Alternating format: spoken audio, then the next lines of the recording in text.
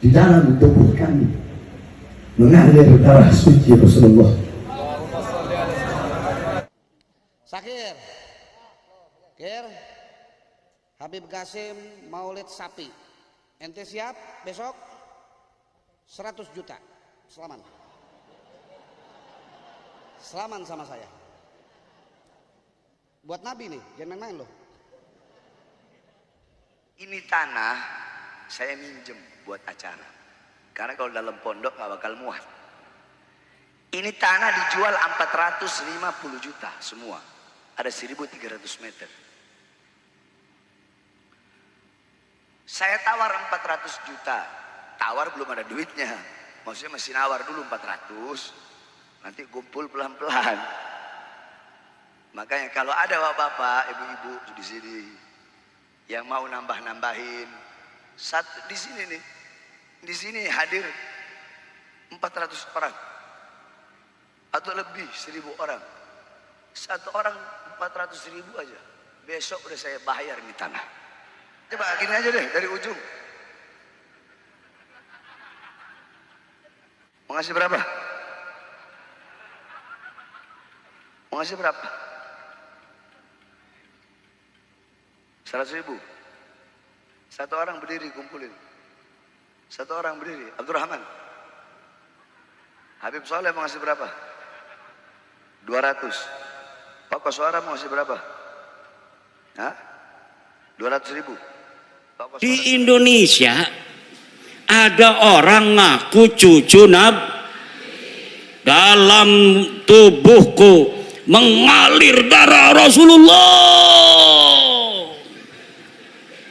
Datang ke kiai minta duit 40 juta. Baru saya dapat ini apa namanya, sebuah testimoni dari kiai di Purbalingga, bukan Purbalingga, di Banyumas. Ada kiai diparanin oleh seorang yang ngaku cucu Nabi. Yang ngaku cucu Nabi namanya Habib. Apa namanya? Habib. Nama klannya keluarga Baklawi. Keluarga apa? Dia minta uang 40 juta. Dulu-dulu katanya biasanya langsung dikasih kalau lagi punya. Kalaupun tidak punya uang, maka akan dicarikan uangnya untuk Habib, orang yang ngaku cucu Nabi, dengan harapan mendapatkan barokah dan syafaat dari baginda Nabi. Saya sudah teliti seteliti-telitinya berdasarkan kitab-kitab nasab, kitab-kitab sejarah, hasil tes DNA, bahwa mereka dengan pasti mustahil sebagai keturunan baginda Nabi besar Muhammad sallallahu alaihi wasallam. Saya miskin, kata petugas rumah sakit. Mana dalilnya? Dalilnya harus bawa. Ngaku miskin supaya gratis di rumah sakit, harus ada dalilnya. Betul apa tidak? Dalilnya adalah surat keterangan RT, RW, kecamatan, dan dinas sosial atau dinas kesehatan bahwa dia adalah orang, maka bisa gratis di rumah sakit. Pak, saya nggak mau bayar Pak, orang miskin. Mana dalilnya? Ini Pak, keterangan dari RT-nya. Ini keterangan miskin dari RW. Ini keterangan miskin dari kecamatan. Ini keterangan miskin dari dinas sosial. Ini keterangan miskin dari dinas kesehatan. Baru rumah sakit menggratiskan orang yang mengaku miskin. Ngaku miskin aja Pak. Pak, yang ngerokok baik. Harus ada apalagi orang yang ngaku cucu. Betul apa tidak? Orang yang ngaku miskin harus ada dalil, apalagi orang yang ngaku cucu. Mana dalilnya? ngaku-ngaku cucu Nabi. Mana kitabnya? Mana hasil tes DNA-nya? Ora ono. Kita belaka, sejarah helaka, tes DNA-ne melenceng ning dindi. Tes DNA-ne melenceng nangen dindi. Ada di Indonesia, Bu.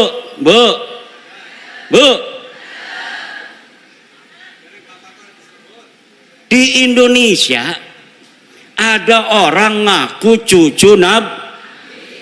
Dalam tubuhku mengalir darah Rasulullah. Datang ke kiai, minta duit 40 juta.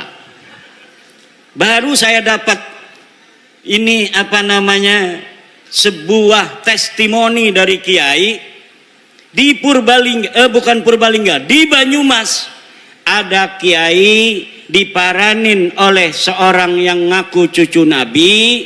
Yang ngaku cucu Nabi namanya Habib. Apa namanya? Habib. Nama klannya keluarga Baklawi. Keluarga apa? Dia minta uang 40 juta. Dulu-dulu katanya biasanya langsung dikasih kalau lagi punya.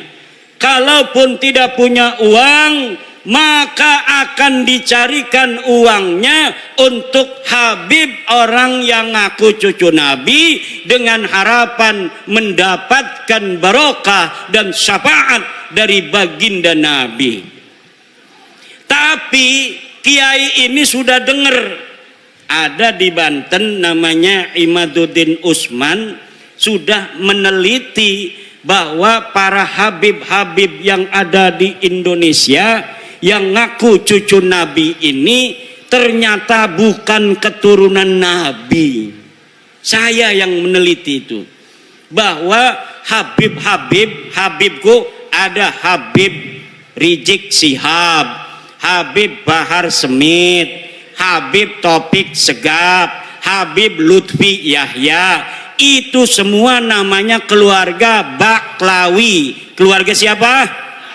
Saya sudah teliti seteliti-telitinya berdasarkan kitab-kitab nasab, kitab-kitab sejarah, hasil tes DNA, bahwa mereka dengan pasti mustahil sebagai keturunan baginda Nabi besar Muhammad sallallahu alaihi wasallam. Tidak terima, silahkan undang saya untuk berdebat. Kalau tidak terima, mana ente punya dalil? Kalau tidak terima, mana hasil tes DNA ente? Saya sudah tahu hasil tes DNA dari Habib-habib ini. 180 orang di Yaman sudah tes DNA dan hasilnya haplogrupnya G. Sedangkan keturunan Nabi Muhammad semuanya di Arab Saudi, di Yordan, di Maroko, haplogrupnya J1. Kalau ada orang yang mengaku keturunan baginda Nabi besar Muhammad hari ini dari jalur laki-laki semua sampai baginda Nabi sampai Sayyidina Husain, maka haplogrupnya harus J1. Sedangkan keluarga Habib Rizik, keluarga Habib Bahar, keluarga Habib Topik Segap, keluarga Habib Lutfi bin Yahya, semuanya sudah tes DNA dan bukan keturunan baginda Nabi besar Muhammad sallallahu alaihi wasallam.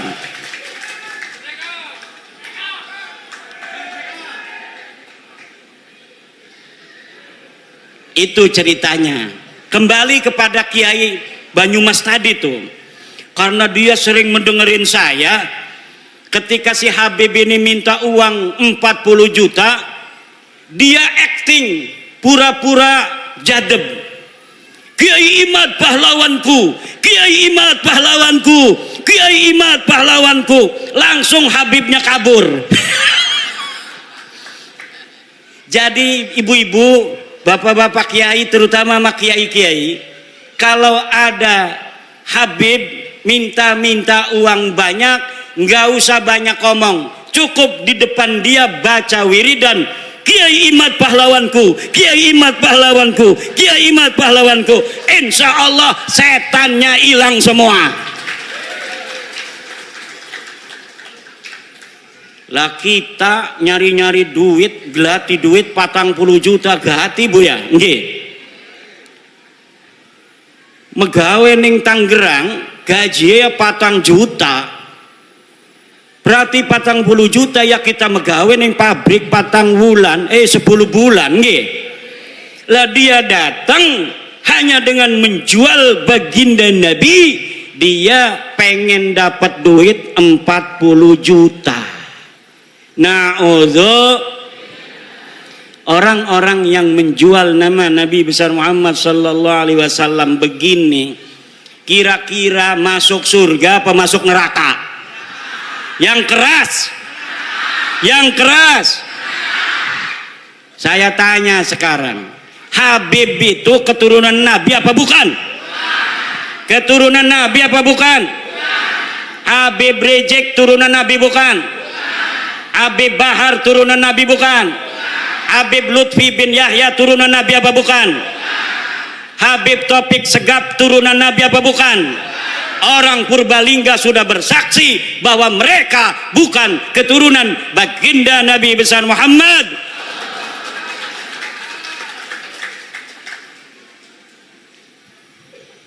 Ibunda Khadijah Al-Kubra akan tersenyum kepada orang-orang Purbalingga. Sayyidatuna Fatimah Az-Zahra akan berbahagia kepada orang Purbalingga. Sayyidina Ali, Sayyidina Husain, Sayyidina Hasan akan tersenyum kepada orang Purbalingga, kepada masyarakat Nusantara yang sudah menyelamatkan nama baik Sayyidatuna Khadijah Al-Kubra, Sayyidatuna Fatimah Az-Zahra, Sayyidina Ali dan baginda Nabi besar Muhammad sallallahu alaihi wasallam dari orang-orang sekarang yang dia bukan turunan baginda Nabi, tetapi dia mengaku-ngaku keturunan baginda Nabi. Dengan pengakuannya itu dia membuat umat Nabi besar Muhammad sallallahu alaihi wasallam diperas, membuat umat Nabi Muhammad sallallahu alaihi wasallam dihina-dina, membuat umat Nabi besar Muhammad SAW berpecah belah. Orang-orang semacam ini dari sisi ilmu nasab bukan turunan Nabi, dari sisi ilmu sejarah bukan turunan Nabi, dari tes DNA bukan turunan Nabi, dari akhlak ba'id, jauh dari keturunan Nabi. Akhlak Nabi begitu luhur, senyum mengembang setiap ketemu dengan orang lain, menyayangi orang lain. Setiap ketemu orang punya uang, dikasih uangnya oleh baginda Nabi. Lagi bawa begini nih, bawa jas, apa ini namanya nih, jubah, diminta orang karena ada dua. Kalau turunan Nabi itu harus sama dengan Nabi. Kalau lagi bawa jubah, beb, jubahnya satu buat aneh, langsung dikasihin. Itu ciri-ciri daripada turunan. Sekarang Laskar jajal kalau ada Habib lagi bawa mobil, beb, mobilnya buat aneh. Kalau dia kasih itu mobil, dia turunan Nabi. Kalau tidak kasih itu mobil, jangan sampai engkau percaya bahwa dia keturunan baginda Nabi besar Muhammad. Setuju? Ada Habib datang ke Kiai bawa mobil.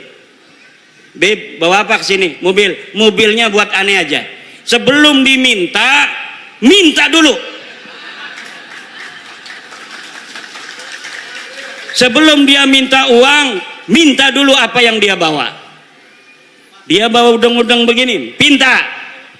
Dia bawa jubah begini, pinta. Wah, berarti Ki Imad nanti kita minta coba kasih enggak? Ya enggak.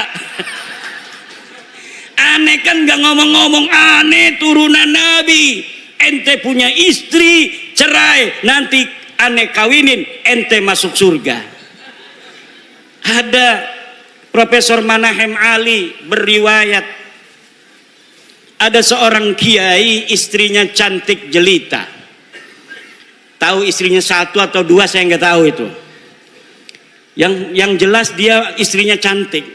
Datang Habib, suruh dicerai istrinya. Kata si Habib, kalau engkau cerai istrimu lalu aku nikahi istrimu, maka engkau akan dapat barokah, dapat syafaat, masuk dalam surga. Na'udzu. Apakah yang model begitu betul turunan Nabi? Jawab. Apakah orang yang datang ke rumah kiai minta uang 40 juta itu turunan Nabi? Apakah ada orang yang menghina orang lain itu turunan Nabi? Mencaci maki Presiden Indonesia dengan alasan-alasan PKI, alasan antek asing, ijazah palsu. Apakah orang semacam itu pantas jadi cucu Nabi apa tidak? Dia cucu Nabi bukan?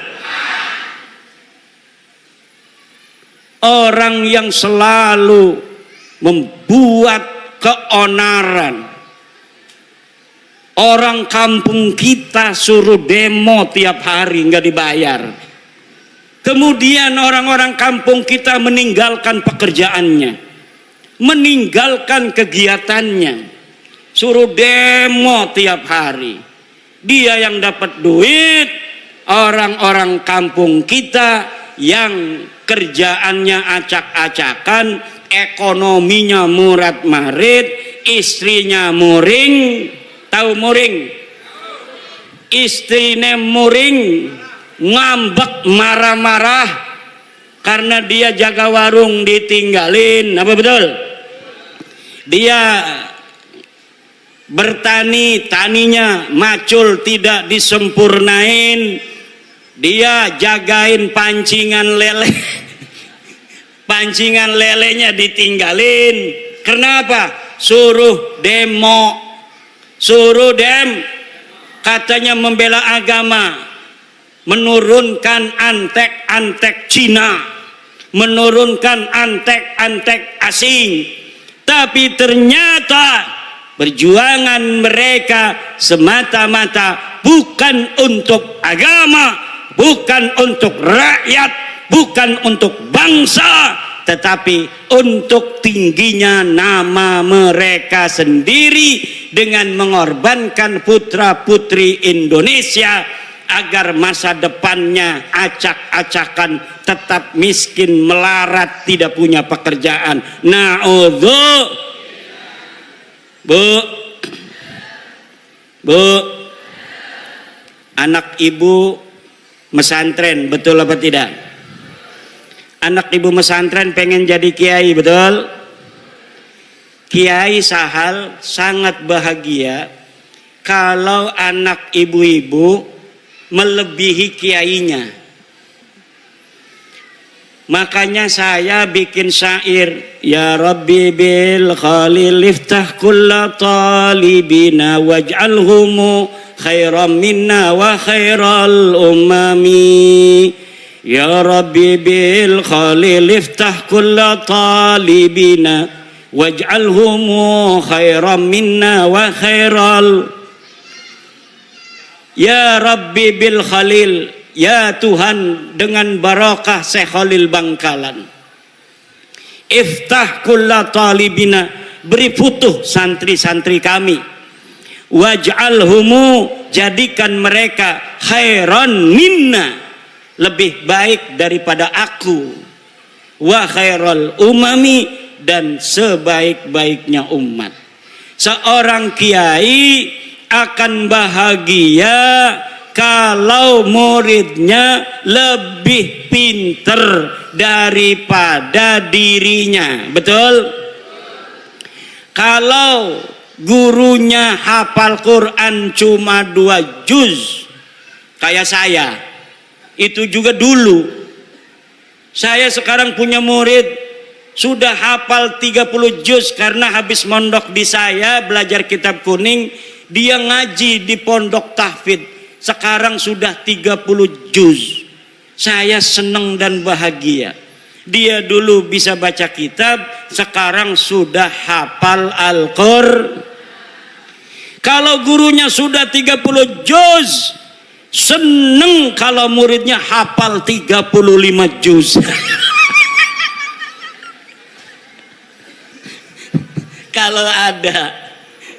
Kalau ada lebih dari 30 juz itu senang mungkin gurunya. Tetapi ada seorang atau sebuah kelompok, dia tidak bergelar kiai. Kalau kiai, muridnya jadi kiai senang, betul?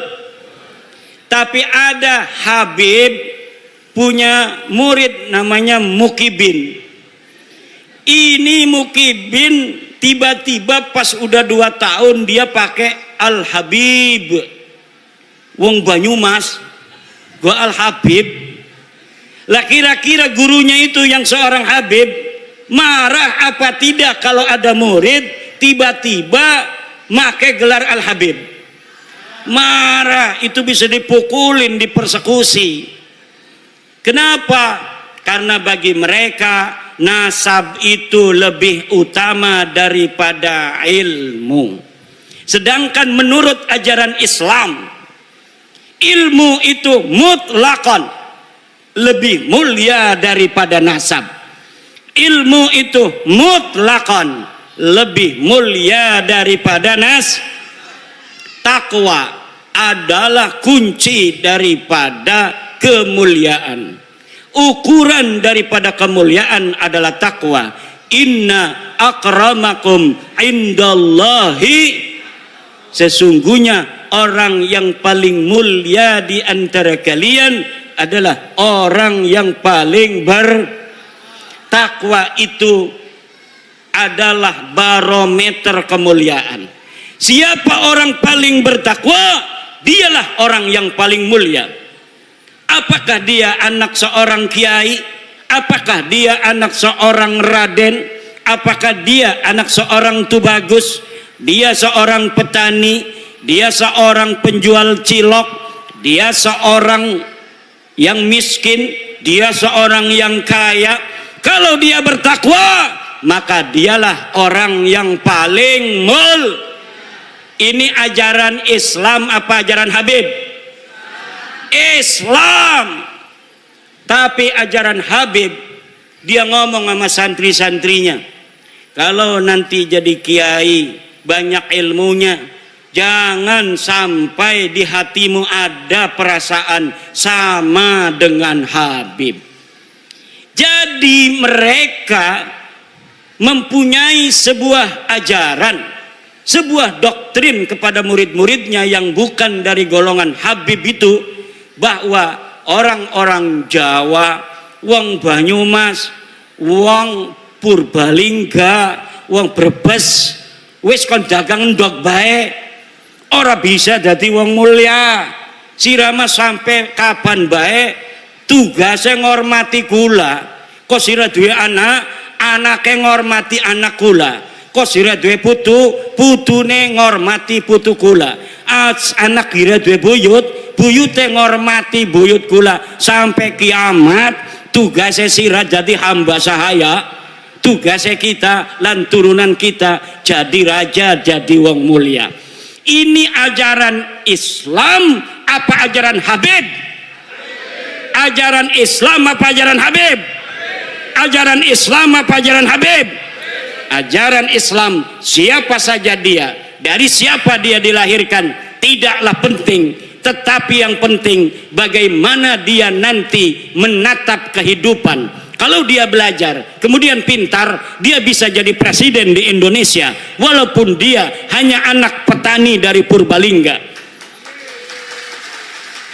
Walaupun dia hanya anak seorang pedagang kecil di Purbalingga, kalau dia kemudian masuk STPDN, dia bisa menjadi bupati di Purbalingga.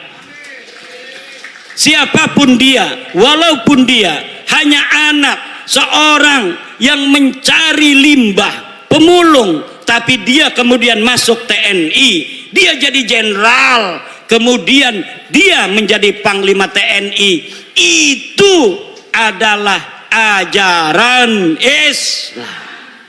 Dia bisa jadi jenderal, dia bisa menjadi AKBP, dia bisa menjadi kolonel, walaupun hanya anak seorang petani yang tidak punya sawah.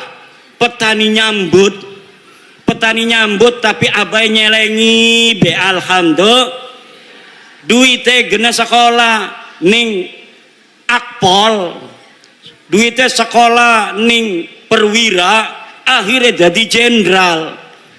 Maka di dalam ajaran Islam dan ajaran Pancasila tidak dinilai dia dari keturunannya, tapi dinilai dari prestasinya. Ini ajaran Islam sesuai dengan ajaran Pancasila. Tapi ajarannya rasis, kabib, lamun uang dudu turunan kabib, uang lanang ora bisa ngawin turunan kabib. Kenapa ora bisa?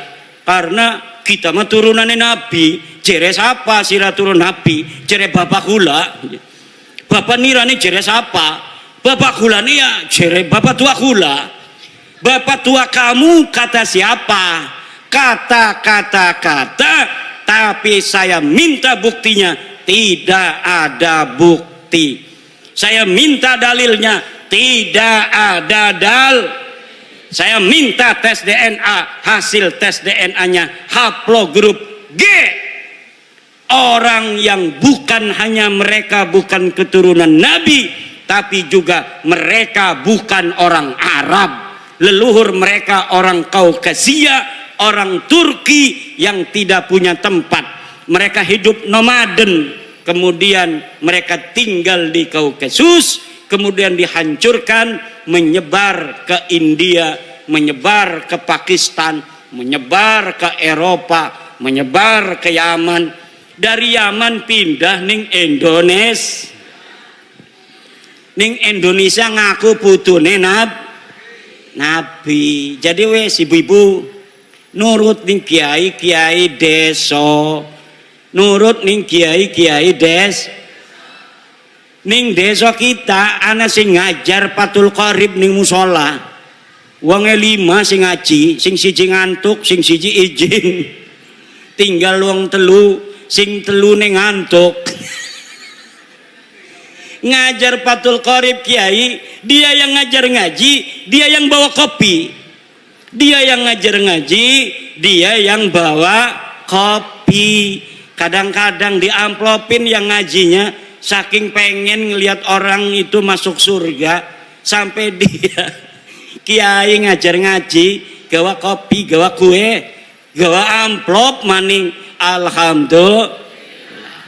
Itulah orang-orang ikhlas. Lah sekarang Bu, karena mereka sudah tahu bahwa mereka itu gagal jadi keturunan Nabi, ngegawa-gawa Wali Songo supaya gagal jadi turunan Nabi. Kata mereka Wali Songo juga sama turunan Baklawi. Padahal dari zaman dulu mereka menghina-hina Wali Songo, keturunannya tidak ada. Wali Songo keturunannya terputus. Tapi sekarang sudah diteliti mereka bukan cucunya Nabi. Mereka katakan Wali Songo itu keluarga mereka, Baklawi.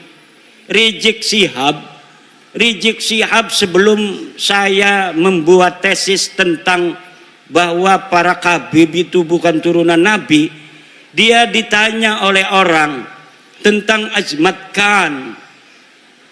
Dia jawab, saya bukan ahli nasab, tanya saja itu ke Rabitah Alawiyah. Sekarang dia ketika nasab Habib ini sudah putus, gagal jadi putune Nabi, dia kemana-mana kampanye, ceramah muter-muter mengatakan bahwa Wali Songo Sunan Gunung Jati, anaknya yaitu Sultan Hasanuddin adalah merupakan keturunan dari Ba'lawi sama dengan Habib-Habib. Iki arane pengen ngegawa Wali Songo rungkat kaya dewekanane. Mereka sudah rungkat, mereka tidak sudi, tidak ridho kalau hanya mereka yang rungkat. Mereka juga ingin bawa-bawa Wali Songo yang asli putune Nabi. Wali Songo asli putune Nabi. Pengen supaya Wali Songo juga sama-sama putus nasabnya, sama-sama rungkat nasabe 2024. Ning dindi ceramah muter-muter pakai takbir lagi. Salah pakai takbir.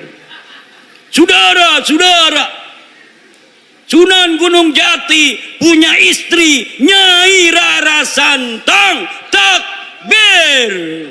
Ligane salah. Nyai Rara Santang itu bukan istrinya Sunan Gunung Jati, tapi ibunya Sunan Gunung Jati. Udah salah pakai takbir. Takbir. Marah anak-anaknya. Keturunan Sunan Gunung Jati akhirnya minta maaf. Saya mohon maaf. Sekarang dia ngomong lagi bahwa Sunan Ampel adalah anaknya Sunan Gresik. Salah maning bae. Kalau di Banten dia takut sama cucu-cucu Sultan Hasanuddin seperti saya sampai dia minta maaf. Sekarang saya tantang cucu-cucu Sunan Ampel yang ada di Surabaya, bisa tidak mereka membuat Rizik Syihab minta maaf kepada keturunan Sunan Ampel Surabaya?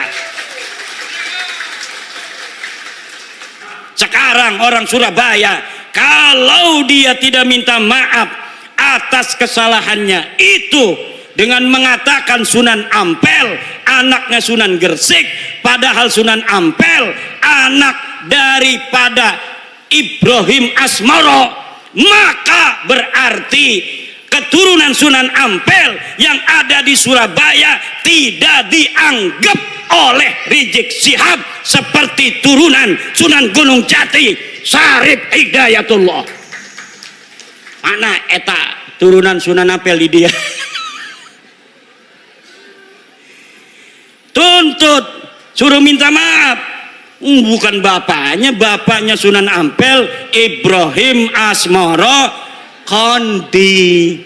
Kalau Sunan Gresik itu Maulana Malik Ibrahim. Harus minta maaf. Semakin ngomong semakin banyak salahnya dia. Karena apa? Bukan ahli nasab, nggak ngerti nasab, maksa-maksain bicara nasab. Saking marahnya sama saya, marah bener sama saya itu. Saya sejak kecil jadi cucu Nabi, masa mau mati jadi mantan cucu Nabi? Yang bener aja. Ama Roma Irama marah juga. Roma Irama sampai ditelepon marah. Kata Roma Irama, siapa lu negur-negur gue? Wih, hebat juga tuh Bang Haji. Bang Haji Roma kenal, Bu? Bu, kenal nggak Bang Haji Roma? Yang nyanyi apa contoh lagunya? Sebujur Bangkai. Satu lagu Roma Irama Sebujur Bangkai lebih utama dari ceramah para habaib 70 habaib. Satu lagu Sebujur Bangkai Roma Irama lebih mulia dan lebih manfaat bagi umat Islam daripada ceramah 70 habaib.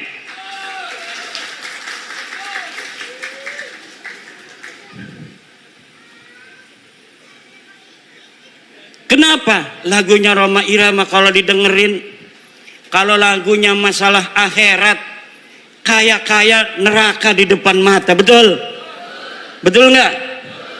Kalau lagi nerangin masalah keindahan surga, kaya-kayanya surga ada di depan mata.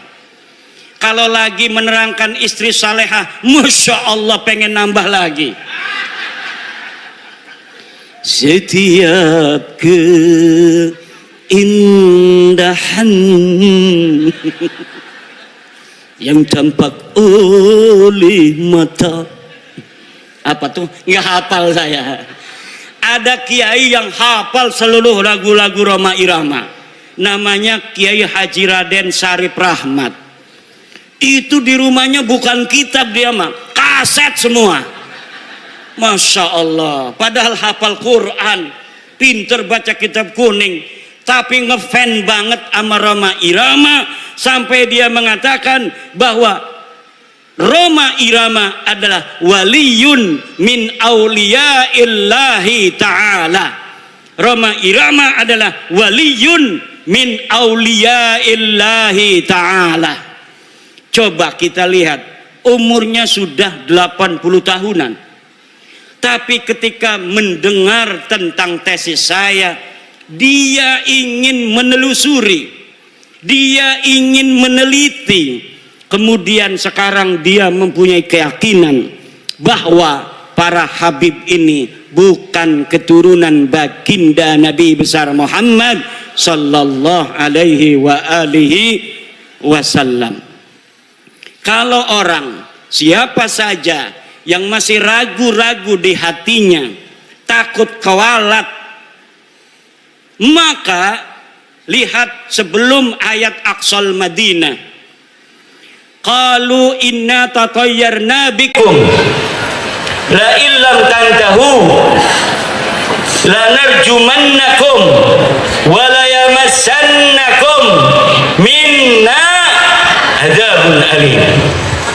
Mereka orang berkata, inna tatayyarna bikum, nanti aku kewalat kalau mengikuti agama Islam Nabi Isa. Kata Rasul-Rasul itu, kamu yang akan kewalat kalau kamu tidak ikut Nabi Isa, kalau kamu tidak ikut agama Islam.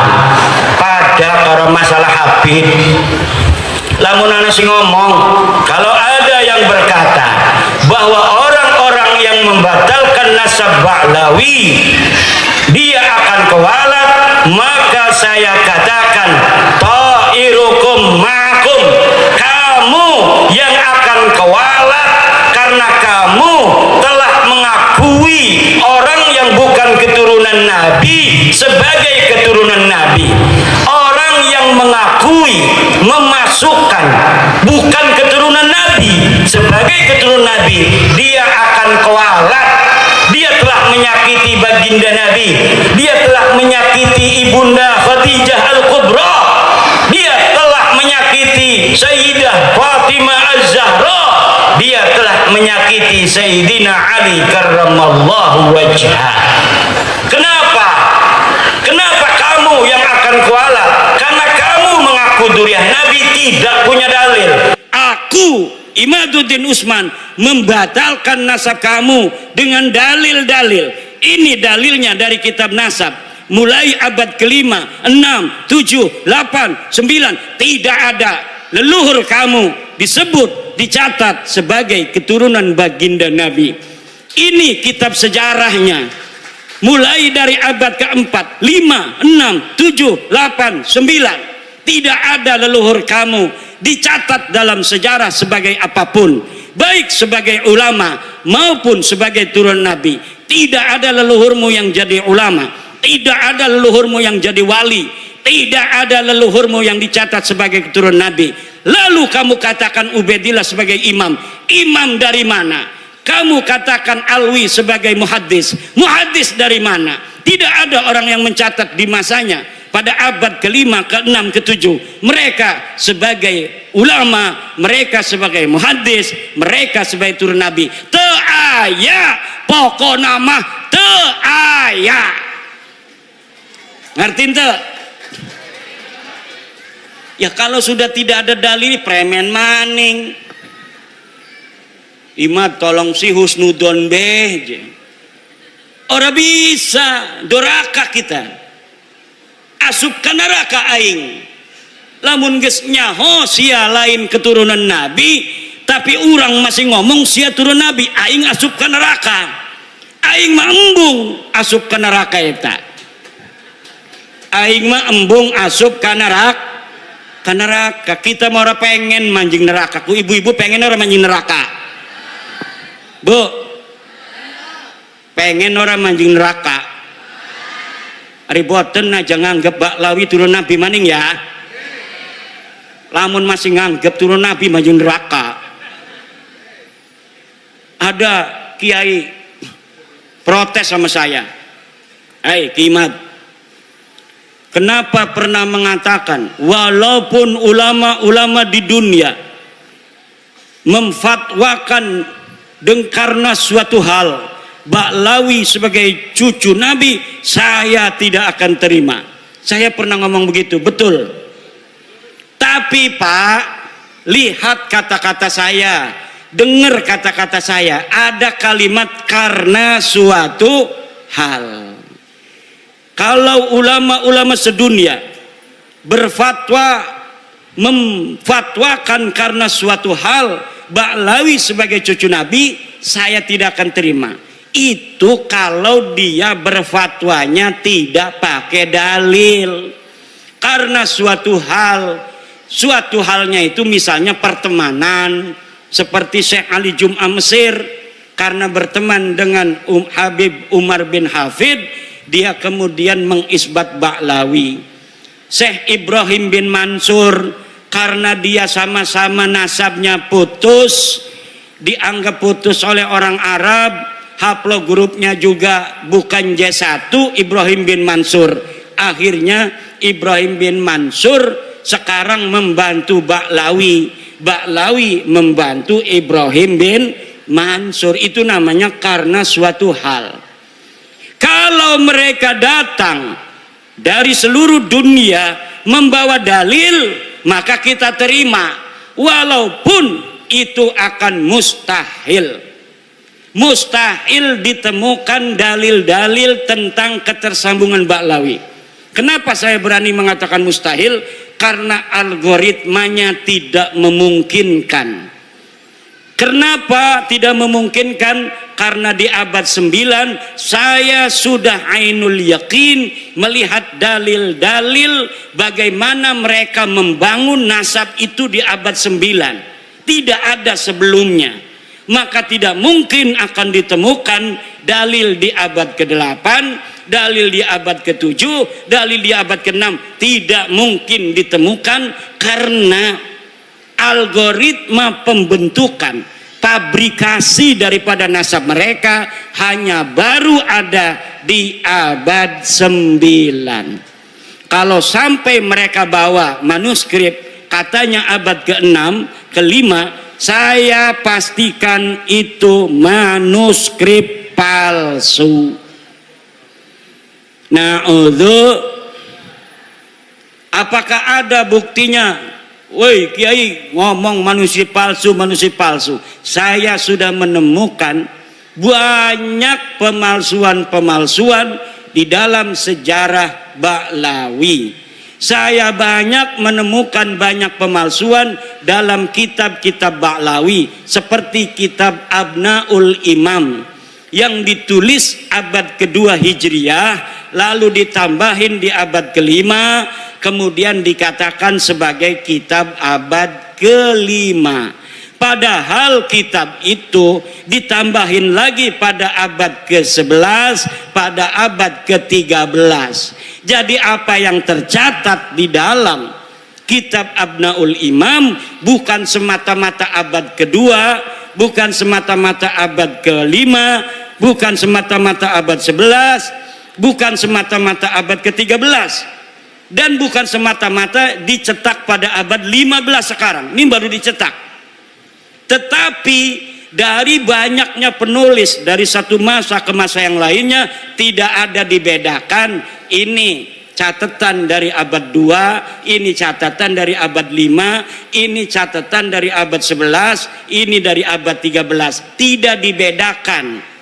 Kalau kita ngaji kitab Fathul Qorib, ada matan takrib, ada Fathul Qorib. Untuk membedakan matan dan sarahnya itu ada dalam kurung. Kalau yang dalam kurung itu matan, yang selebihnya itu syarah. Tapi dalam kitab Abnaul Imam tidak dibedakan mana karya Toba-Toba, mana karya yang lainnya. Jumlahnya semuanya ada 4 orang, 5 dengan muhakkiknya. Mereka telah mencetak kitab dengan ditambahi, kemudian diasosiasikan nama ulama tertentu yang ulama itu tidak mencatat daripada apa yang mereka tambahkan. Masih banyak lagi ibu-ibu, bapak-bapak, karena ini udah sore, insya Allah nanti kita akan bisa berjumpa kembali. Kita berdoa, ibu-ibu panjang umur, sehat badan, banyak duit, banyak duit, banyak duit, anaknya soleh solihah, bapak-bapak juga semuanya banyak duitnya. Ini yang hadir di sini dan anak keturunannya ila yaumil qiyamah jadi orang kaya raya semua, jadi orang yang berilmu semua, jadi orang yang berpangkat tinggi semua, bermanfaat dan menjadi pahlawan untuk generasinya masing-masing. Allahumma amin, Allahumma. Al-Fatihah.